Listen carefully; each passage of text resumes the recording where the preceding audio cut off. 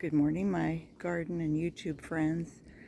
It's the end of November, and for those of you who are facing snow for the next few months, I just thought I'd give you a little view of my backyard. But if you think that all is right, I just want to show you something. Here's my compost pile, and you can see that somebody has been in here digging, and you can see what a mess somebody, my friendly little armadillo who comes by night, and he is digging up the grass and anything else he can find, digging holes through everything. So it's not all peaches and cream here. Yeah, he's just a destructive little character. He's going after bugs, but in the meantime he rips up your lawn. If you have wires in the way, they'll go after that. They just really have a good time, really wreak havoc, kind of. So anyway, that was just a little side note. But you can see that the coleus, let me just back up here a little bit. This is the first area that I kind of replanted and took care of, and that has really filled in nicely. And coleus, boy, they're the beast here. And plumeria, this is normal for winter.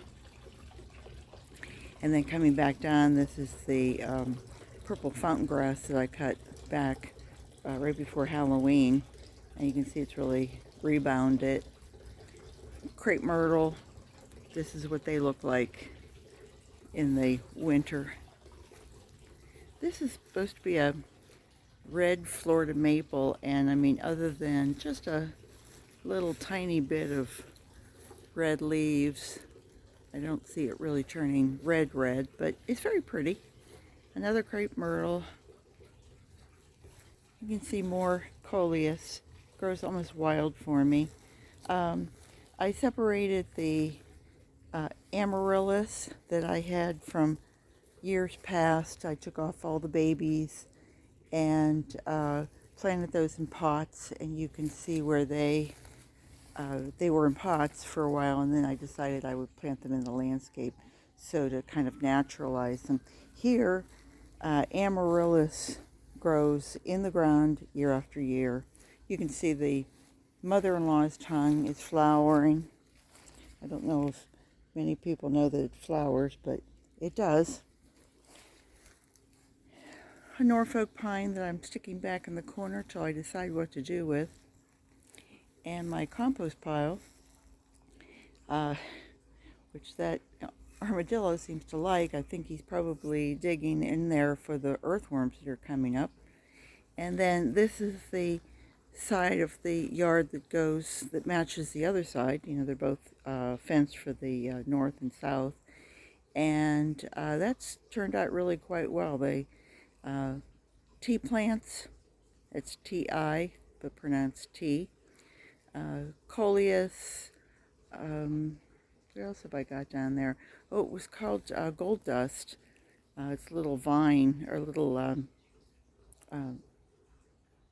crawling, spreading ground cover. Very pretty. And then my plumeria, the plumeria over here looks about the same, but then down underneath I have more coleus and little agapanthus starts, and poinsettias that are turning, and then little starts of carrots and beets. We'll see if they come up, or if our friendly little guy will come back and decide that he would like to have some greens with his bugs. The potato vines are growing nicely, just for show. And I even planted some little seedlings down in there, and my hibiscus, and And that side of the yard, those were radish starts. I'm sorry, that was the little seedlings. And if you come back over here for a minute, this was the area that I tried to clean out and get everything taken care of. And these are the radish seedlings that are coming up. And not much else. I had spinach and basil in it. I'm not sure if I'm getting much in the way of germination, but we'll give it a shot. Nothing ventured, nothing gained, right?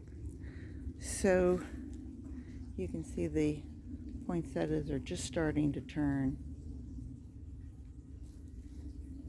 They seem to have survived the mealybug, but I think after this I'll cut them way back and see if I can keep them healthy. So that's my world. At night, Rick has the blanket lights, the nettings all along here.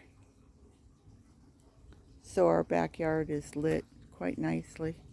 You know, that way the armadillo can see where he's going, you know, for those of you who think this is funny. Anyway, yesterday I took shredded paper and mulched this whole area, and then my neighbor gave me his grass clippings. I had a big bag of them, so I laid that over and on top, and I'm hoping that'll keep the weeds down. So Florida's a pretty good place to live, but we do have our problems. It's just how you deal with it.